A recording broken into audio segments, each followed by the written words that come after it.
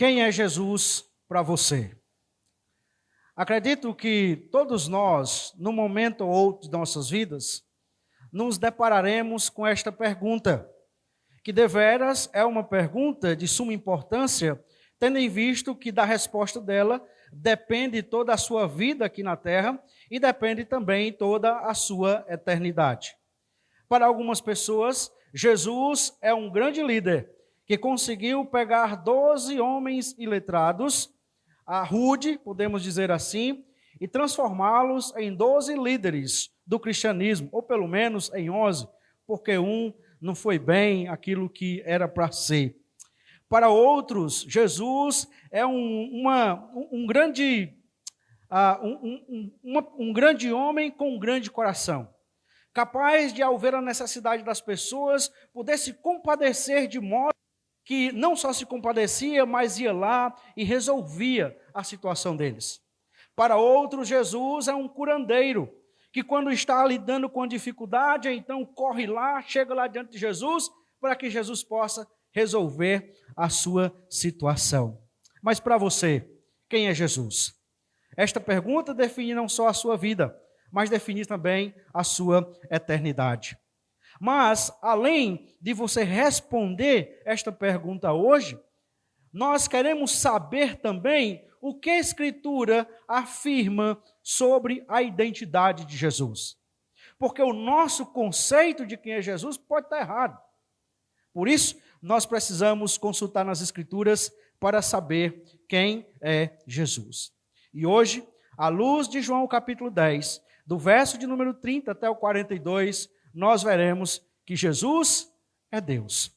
Então, direcionemos a nossa atenção para o texto da palavra de Deus, que está em João capítulo 10, e assim nós vamos dar continuidade às exposições no Evangelho segundo São João, no capítulo 10, no verso de número 30 até o verso de número 42.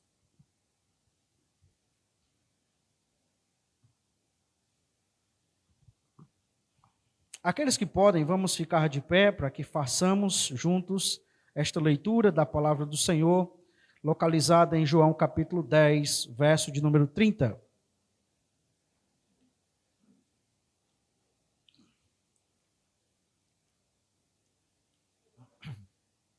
Diz assim a palavra do Senhor: Eu e o Pai somos um. Os judeus, mais uma vez, pegaram pedras com a intenção de apedrejá-lo. Mas Jesus lhes disse: Tenho mostrado a vocês muitas boas obras da parte do Pai. Por qual delas querem me apedrejar? Os judeus responderam: Não é por obras que queremos apedrejá-lo, e sim por causa da blasfêmia. Pois sendo você apenas um homem, está se fazendo de Deus. Jesus disse: Não está escrito na lei de vocês? Eu disse: Vocês são deuses? Se ele chamou deuses aqueles a quem foi dirigida a palavra de Deus, e a Escritura não pode falhar, então como vocês dizem que aquele que o Pai santificou e enviou ao mundo está blasfemando só porque declarei que sou o Filho de Deus? Se não faço as obras de meu Pai, não acreditem em mim. Mas se faço, vocês não creem em mim? Creiam, pelo menos, nas obras para que vocês possam saber e compreender que o Pai está em mim e que eu estou no Pai. Então tentaram outra vez prendê-lo, mas ele se livrou das mãos dele. Novamente Jesus se retirou para além do Jordão, para o lugar onde João batizava no início, e ali permaneceu. E muitos iam até ele e diziam: João não fez nenhum sinal, mas tudo o que ele disse a respeito deste homem é verdade. E naquele lugar muitos creram nele. Amém. Podeis assentar.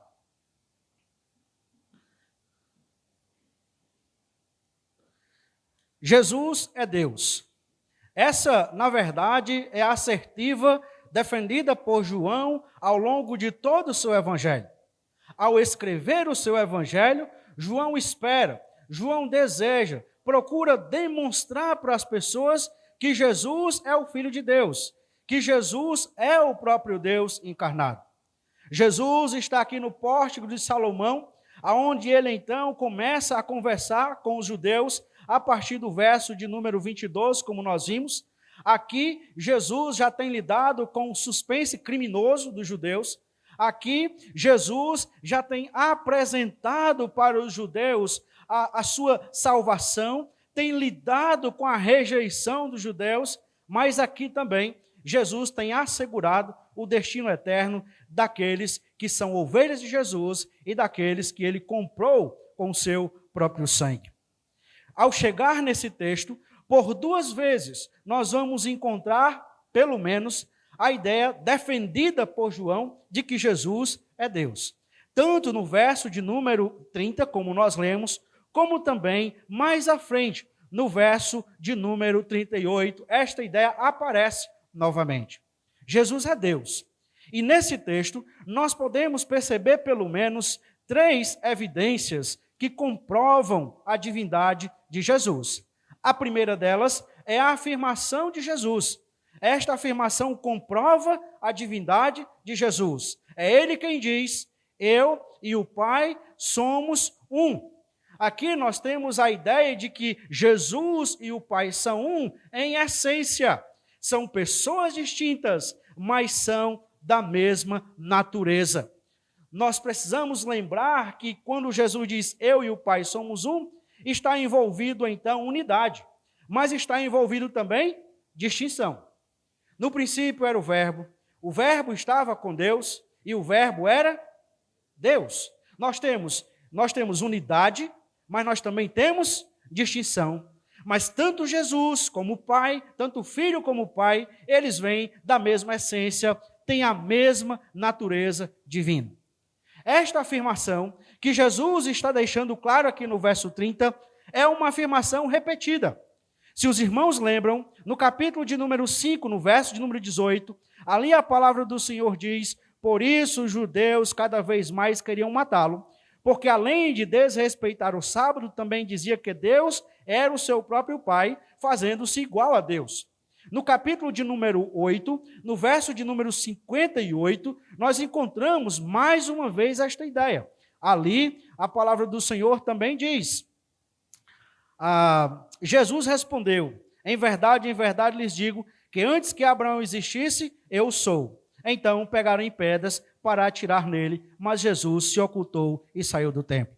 Esta era a principal razão pela qual estes homens estavam perseguindo Jesus, porque eles achavam que Jesus era pequeno demais para a afirmação que ele fazia, para a ideia de que ele defendia, de que ele próprio, tendo nascido ali na região da Galileia, era o próprio Deus. E essa afirmação, ela é repetida. Já tem sido repetida por Jesus aqui em João 5 e João 8, já tem sido repetida por João também no capítulo de número 1, e vem sendo repetida por Jesus, como por exemplo no capítulo 4 de João. Perceba que nós temos várias vezes essa afirmação sendo repetida, mas é uma afirmação que é compreendida. Nas duas momentos que nós percebemos, perceba que nos dois momentos eles tentaram prender Jesus. Em pelo menos 2 deles, nós temos a menção de que eles pegaram em pedras para matar Jesus. E por que eles fizeram isso? Porque eles entenderam, eles compreenderam qual era a implicação da afirmação que Jesus estava fazendo. Mas, além desta afirmação ser repetida, compreendida, é também uma afirmação rejeitada. Porque no primeiro que nós vimos em capítulo 5, ali eles tentam prender Jesus. No capítulo 8, eles pegam em pedra para matar Jesus. Aqui, novamente, veja o texto, diz que eles, então, pegam em pedras com a intenção de apedrejá-lo. Observe, meus irmãos, que o problema não é compreensão. A compreensão estava ok, eles entenderam, eles sabiam quem é Jesus. Mas o problema estava no coração. O seu coração estava amargurado. O seu coração estava tomado de ódio. E o ódio e a amargura fizeram com que eles ficassem cegos. Cegos para o próprio Deus diante deles. Cegos para as obras que Jesus estava fazendo. Cegos para os limites que a lei impunha para eles mesmos. Porque, observe, nós temos o texto dizendo que eles pegaram em pedras com a intenção de apedrejá-lo. Aqueles judeus não tinham autonomia para executar uma pessoa. Isto cabia apenas ao Império Romano. Mas vejam que eles, tomados pelo ódio, pela amargura, por causa da pessoa de Jesus, eles então pegam em pedras e eles tentam matar Jesus. Agora veja, meus irmãos, que esta afirmação, ela é corroborada pelas obras de Jesus. O texto, no verso número 32, diz: mas Jesus lhe disse: tenho mostrado a vocês muitas obras boas da parte do Pai. Por qual delas querem me apedrejar? Mas era lógico. Há pouco tempo atrás, Jesus acabou de curar um cego. Jesus já tem feito muitas boas obras. Jesus ressuscitando mortos, Jesus curando enfermos, Jesus expulsando endemoniados. E ele lança em rosto, ele diz: por qual dessas boas obras? Por qual dessas obras vocês querem me apedrejar? Mas o problema não são as obras, porque eles mesmos já têm dito que não tem nenhuma dificuldade com as obras de Jesus, mas o problema é a afirmação de Jesus, quando ele diz que eu e o Pai somos um. Mas a afirmação de Jesus, que encontra a rejeição no coração destes homens, é exatamente o que corrobora a sua divindade. Jesus é Deus, e a sua afirmação deixa claro, comprova a sua divindade. Mais uma segunda evidência está aí no verso 34. E aí nós temos as Escrituras comprovando a divindade de Jesus. Jesus, aí verso 33, ele diz: os judeus responderam: não é por boa obra que queremos apedrejá-lo, e sim por causa da blasfêmia. Pois, sendo você apenas um homem, está se fazendo de Deus. Jesus disse: não está escrito na lei de vocês? Eu disse: vocês são deuses? Se ele chamou deuses aqueles a quem foi dirigida a palavra de Deus, e a Escritura não pode falhar, então como vocês dizem que aquele que o Pai santificou e enviou ao mundo está blasfemando, só porque declarei que sou filho de Deus? Aqui nós temos Jesus usando as Escrituras para defender a sua divindade. Mas antes disso, veja uma frase irônica que nós temos aqui. Observe que eles dizem: não é por obras que nós queremos te apedrejar, e sim por causa da blasfêmia. Pois sendo você um homem, está se fazendo Deus. Mas não é que é exatamente o contrário? Ali não está o Deus que se fez homem, mas eles estão tão obscurecidos no entendimento, os seus corações estão tão ressentidos com Jesus, que eles não conseguem perceber o óbvio, que eles não conseguem aceitar a verdade, que Jesus é Deus.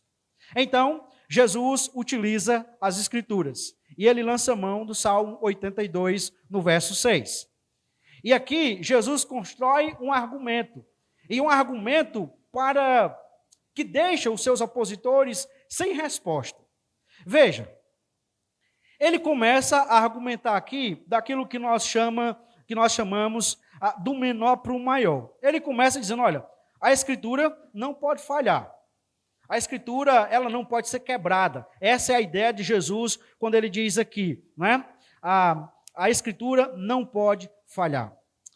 A Escritura chama os homens de deuses. E é o próprio Deus quem diz isso. E ele diz: olha, se ele chamou deuses, aquele a quem foi dirigida a palavra de Deus, e a Escritura não pode falhar, então, o que ele está lançando mão é o seguinte: Deus chamou certos homens, que eram juízes do povo, de deuses, porque eles representavam a justiça de Deus. E a Escritura não pode falhar. Vocês nunca questionaram, vocês nunca protestaram contra o fato de Deus ter chamado homens de deuses. Vocês nunca se reclamaram com Asaf, ou mesmo com Deus, por terem cometido um erro, por terem cometido uma blasfêmia, e vocês creem que esta palavra é verdadeira, que é a palavra de Deus. Então, vocês não podem protestar quando afirmo que eu sou Deus. Porque se os juízes que foram receptores da palavra de Deus chegaram aqui, vocês não condenaram. Eu sou a palavra de Deus encarnada, como nós cantamos hoje em Hebreus, como diz em Hebreus capítulo 1. Ora, se Jesus se os juízes do passado tinham uma tarefa importante, Jesus tinha uma tarefa que era sobremaneira importante, pois a ele foi confiada a execução do plano de Deus. Era uma tarefa suprema.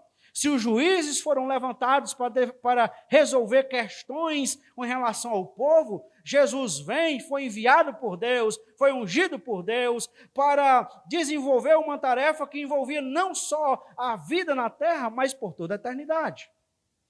E então ele faz isso para que aquelas pessoas pudessem ficar encurraladas na sua linha de argumentação.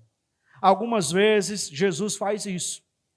E Jesus consegue fazer com que os seus opositores, então, entrem em crise, porque eles não têm como contra-argumentar aquilo que Jesus está falando.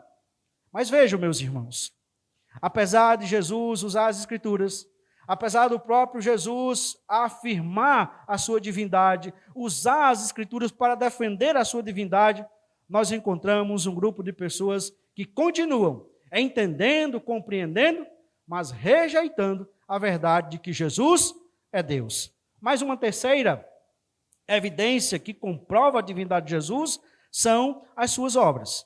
E aí o verso de número 37, ele diz: se não faço as obras do meu Pai, não acreditem em mim. Mas se faço, e vocês não creem em mim, creiam pelo menos nas obras, para que vocês possam saber e compreender que o Pai está em mim e que eu estou no Pai. Qual é a reação deles? Então, outra vez tentaram prendê-lo, mas ele se livrou das mãos. O que Jesus faz é chamar os seus ouvintes a observar as suas obras, a observar os seus sinais, como é descrito como João, os sinais que Jesus faz, os 7 sinais que Jesus faz. E ele está dizendo: tudo bem que vocês não queiram crer na minha palavra, mas olhem para as minhas obras, vejam os sinais que eu estou fazendo, e analise se os sinais que eu estou fazendo, eles vêm de Deus ou não. Ora, isso é de veras Jesus está fazendo eles pensarem em algo que é fundamental, porque lembra que o cego no capítulo 9, quando ele vai concluindo, ele diz: olha, esse homem é de Deus. Porque se ele não fosse de Deus, ele não podia fazer uma obra dessa, ele não podia abrir os olhos aos cegos. E o que Jesus está dizendo: olhe para as minhas obras. E vejam se essas obras não são de alguém que vem de Deus.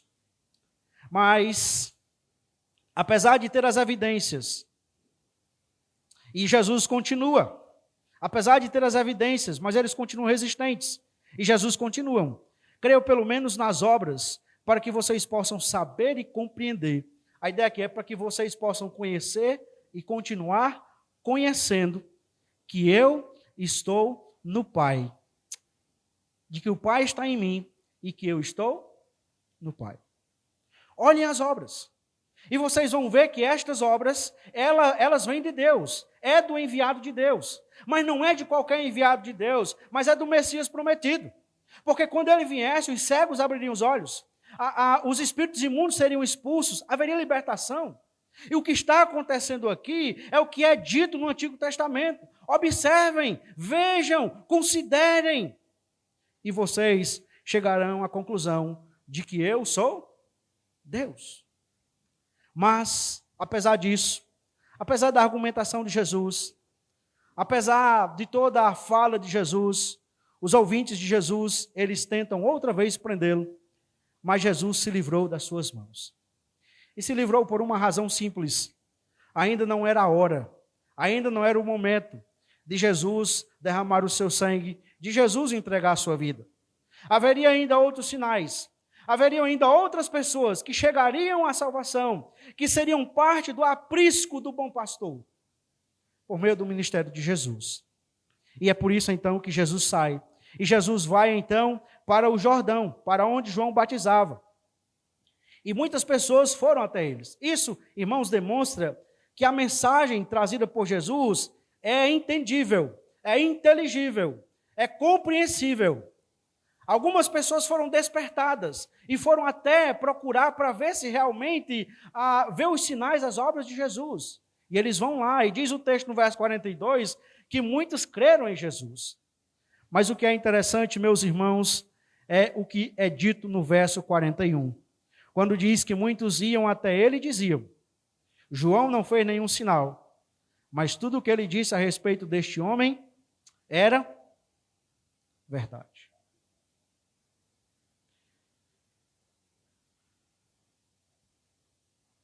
Talvez esta seja a afirmação mais importante em relação a João Batista que nós temos no Novo Testamento. Porque as pessoas chegavam ali e elas sabiam que João não tinha ressuscitado ninguém, que João não tinha dado vista aos cegos, que João não tinha curado o coxo, que João não tinha feito nenhum sinal, mas eles sabiam uma coisa: tudo o que João disse a respeito dele era verdade. Meus irmãos,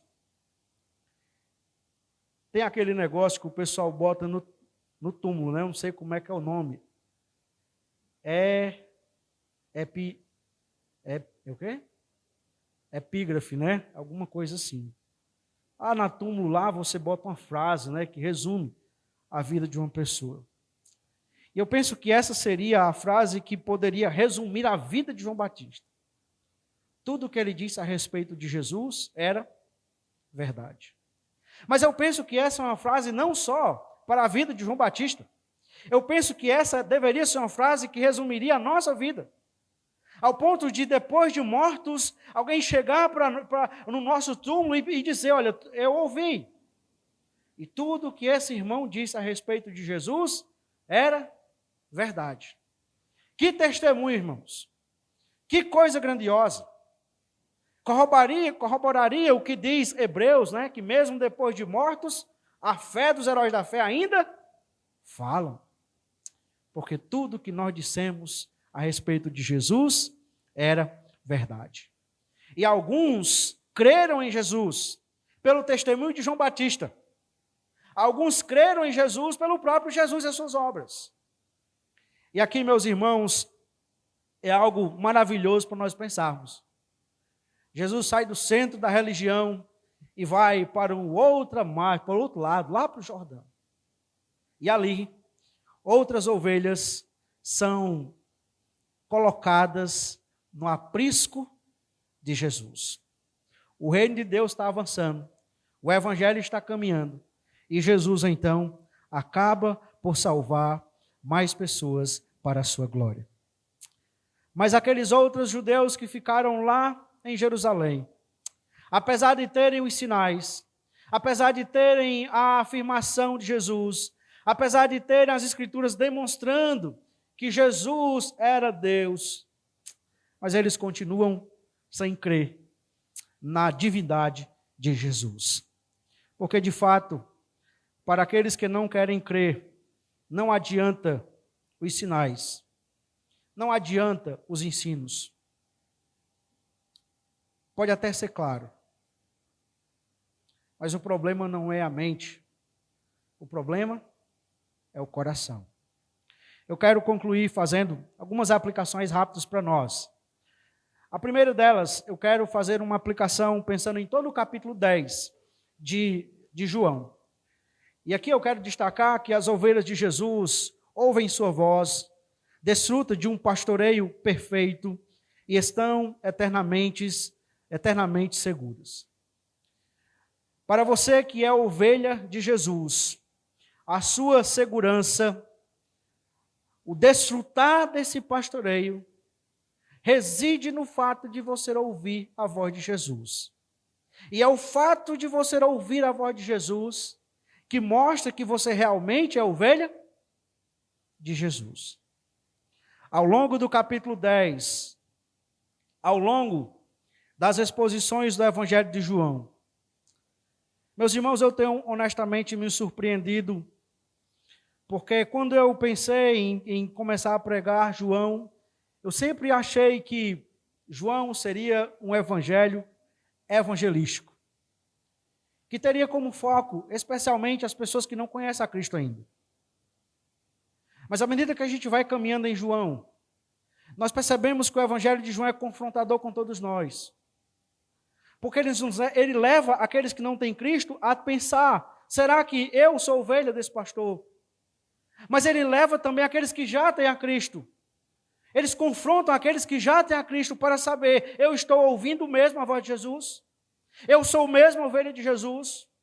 Ou será que eu sou mais um que estou nas fileiras atrás de Jesus, interessados por alguma coisa de Jesus? Sou mais um que estou vivendo uma religião de Jesus? Mas de fato, no fundo, eu não estou realmente escutando a voz de Jesus. Na minha semana, no meu dia a dia, nas minhas lutas, eu não estou escutando. Para aqueles que são ovelhas de Jesus, eles desfrutam desta realidade, de serem pastoreados pelo próprio Jesus. Ele conhece cada um de nós, ele conhece cada uma das suas ovelhas, ele sabe o que cada uma das suas ovelhas passam, ele sabe o que passa no seu coração, as lutas que você enfrenta no seu coração. Ele é sensível às nossas necessidades, aos nossos desafios, porque nós não temos um sumo sacerdote que não possa se compadecer de nós, diz o autor de Hebreus, mas que em todas as coisas foi tentado, a fim de nos ajudar e nos auxiliar também. Nós somos acompanhados por um pastor perfeito, que está conosco 24 horas por dia, 7 dias por semana, e todos os dias da nossa vida. É Ele quem diz, eu nunca vou deixar vocês, eu sempre vou estar com vocês, até a consumação dos séculos. Nós podemos desfrutar de uma eternidade segura. Não tem um risco de uma ovelha de Jesus começar bem a sua caminhada cristã, e quando chegar lá no final se perder, cair, se acabar, não tem esse risco. Porque aquele que começou a boa obra haverá de concluir até o dia de Cristo. Porque aquele que dá, é o Senhor que dá o querer e o efetuar da sua boa vontade. De modo que nós começamos a vida cristã pela intervenção de Deus. Pela graça sois salvos, mediante a fé, isso não vem de vós, é dom de Deus. Mas nós continuamos essa vida cristã pela intervenção de Deus. É Ele quem dá o querer, é Ele quem dá o efetuar. É Ele quem começa a boa obra e é Ele quem termina. De modo que nós, enquanto crentes em Cristo Jesus, poderemos chegar diante do Senhor, e quando o Senhor trouxer para nós as recompensas, os galardões, quando o Senhor estiver nos dando a coroa da vida, a coroa da glória, e nós podemos chegar para o Senhor e colocar diante dEle, conscientes que nós chegamos lá em segurança, não foi porque nós quisemos, não foi porque nós nos esforçamos para aquilo dali, mas porque o Senhor decidiu nos levar, e decidiu nos segurar, e decidiu nos guardar na sua mão, para que nós pudéssemos chegar seguros até a morada do Pai, aonde nós viveremos eternamente. Tudo isso para aqueles que são ovelhas de Jesus, para aqueles que ouvem a voz de Jesus. Eles poderão desfrutar de uma eternidade segura com Jesus, e por causa de Jesus. Uma segunda aplicação, meus irmãos, a vontade é o maior impedimento à fé. O problema para uma pessoa chegar à fé não é dificuldade de entendimento. Eu não consegui compreender, não é. É claro, está aqui. As Escrituras estão falando de modo claro, objetivo, não é. Os judeus que ouviam Jesus não tinham nenhuma dificuldade de entender isso, eles entendiam. Mas qual é o problema? O problema é o coração. De modo que se eu não escuto a voz de Jesus, não é porque eu não estou entendendo o que é que Jesus está falando. Não é porque eu não estou entendendo o que Jesus quer de mim. Eu entendo. Mas é porque o meu coração não quer ouvir a voz de Jesus. Rebeldia é um pecado abominável por Deus, porque ela é sempre consciente. Você escuta o que Deus está querendo da sua vida, mas você, consciente disso, decide seguir o seu próprio coração. Decide seguir os seus próprios desejos. Decide seguir o seu próprio entendimento. E aí, a coisa complica. Porque quanto mais você vai resistindo ao que Deus está colocando, mais o seu coração vai ficando cego, endurecido, embrutecido, a tal ponto de você rejeitar de modo consciente e definitivo a pessoa de Jesus. O que agora é momentâneo se torna eterno. O que agora muitas vezes é apenas eu vou deixar para depois. Agora eu não estou pronto. Talvez, quem sabe, no futuro se torna algo eterno. Algo eterno. Porque o coração valorizou mais. O coração amou mais as outras coisas do que a pessoa de Jesus. A vontade ou o coração é o maior impedimento à fé.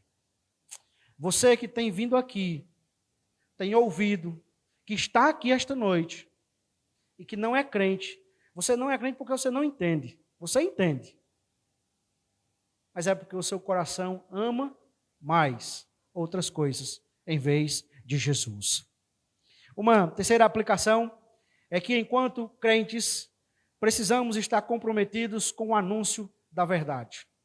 Eu tiro essa aplicação das últimas palavras do texto no verso de número 40, número 41 especificamente. Talvez você não vai ser um instrumento de Deus para fazer coisas, sinais grandiosos. Talvez você ore, e a pessoa por quem você está orando para recuperar a saúde, ela não recupera a saúde. Talvez você não seja um instrumento de Deus para levar a libertação a endemoniados. Mas não importa isso. O que importa é um dia nós podermos ouvir um testemunho desse, a nosso respeito. Tudo o que ele dizia a respeito de Jesus é verdade. Por isso, o que nos compete é nós pregarmos comprometidos com o anúncio, nós vivermos comprometidos com o anúncio da verdade. Nós estarmos comprometidos com o anúncio fiel da verdade. Se vai ter frutos, nós não sabemos. Se vai alguém chegar até que nós não sabemos, não compete a nós isso. E eu confesso aos irmãos que esta ainda hoje, uma das maiores lutas para mim. É porque muitas vezes a gente se envolve, a gente se empolga, a gente vai lá, a gente investe tempo, a gente anuncia, e a gente espera que a pessoa, entendendo aquilo dali, ela creia. E quando não crê, muitas vezes, dá um senso de frustração. Mas, meus irmãos, toda vida que isso acontece, eu sempre tenho lembrado de que não é o meu papel converter ninguém. Eu não faço isso, eu não tenho condição de fazer. E se eu tivesse, não seria uma coisa boa. Não é? Não seria uma coisa boa. Quem faz isso é o Espírito Santo. A mim compete estar comprometido com o anúncio da verdade. A tal ponto que mesmo aqueles que não creram, quando chegarem no futuro e perceberem e caírem em si, poder lembrar, tudo que eu ouvi, tudo que ele falou a respeito de Jesus é verdade. Mas aqui eu quero destacar um incentivo, uma motivação, para que você, então, esteja comprometido com o anúncio da verdade. Nós temos pessoas,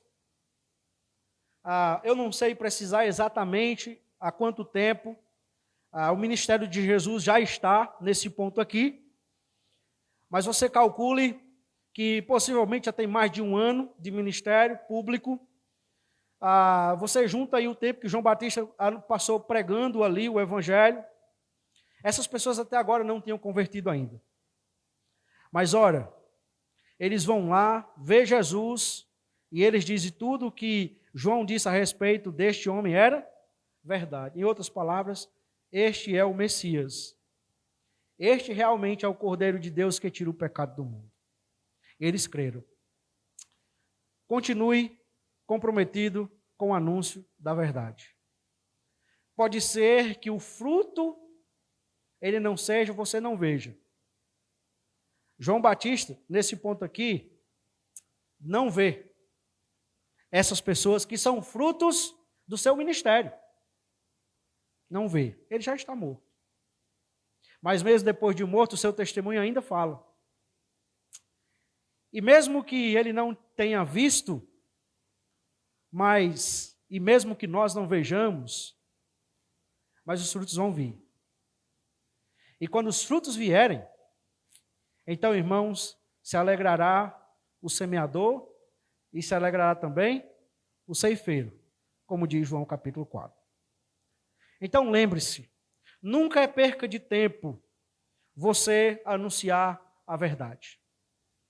Pode ser que naquele momento aquela pessoa não se volte para Cristo. Pode ser.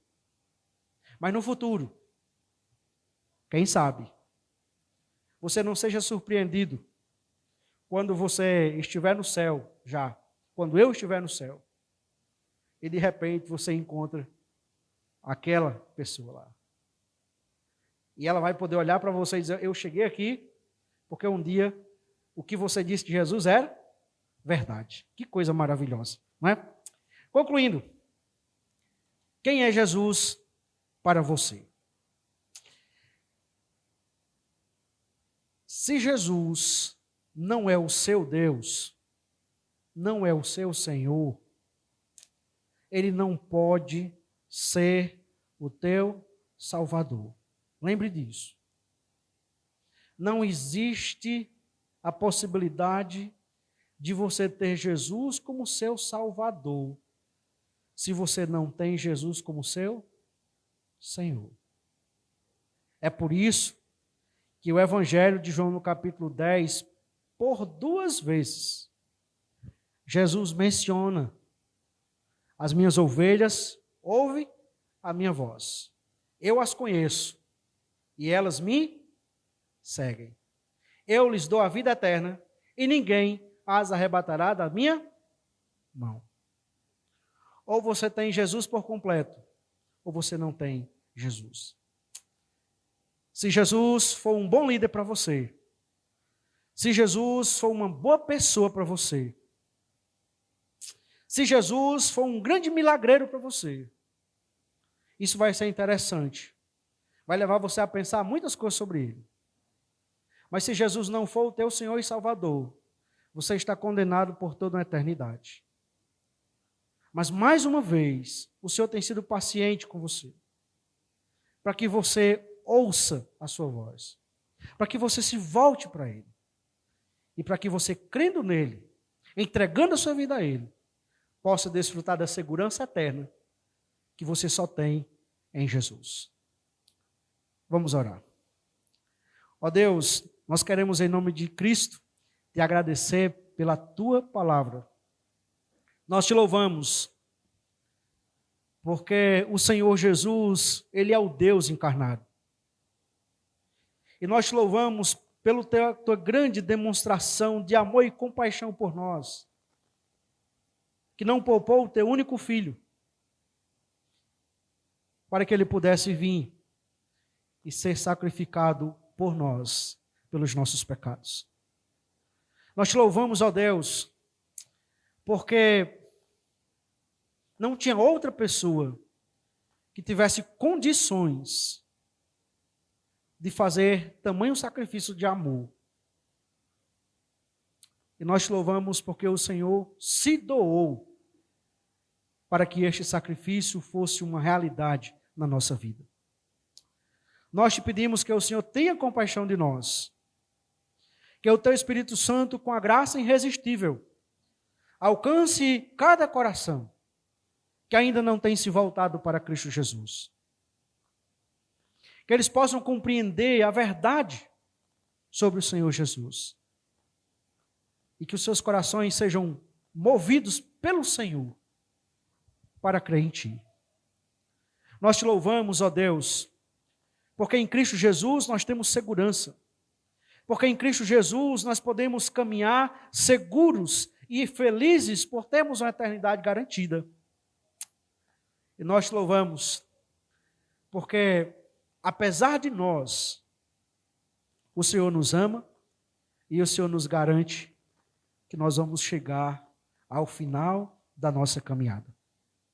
Mas até lá, nós pedimos que a graça de nosso Senhor Jesus Cristo, que o amor do nosso Deus e Pai e a comunhão do Teu Espírito Santo seja conosco e que o Senhor nos abençoe e nos guarde, que o Senhor incline o Teu rosto de misericórdia para nós e que o Senhor nos conduza na Tua paz, até o dia em que nós ouviremos o Senhor nos chamar para que entre nuvens nós possamos subir para os céus, aonde eternamente viveremos com o Senhor. É em nome do nosso Senhor e Salvador Jesus Cristo que nós oramos. Amém. Após uma oração silenciosa e o pós-lúdio, está encerrado este culto. Uma boa noite, uma boa semana e que Deus graciosamente vos abençoe.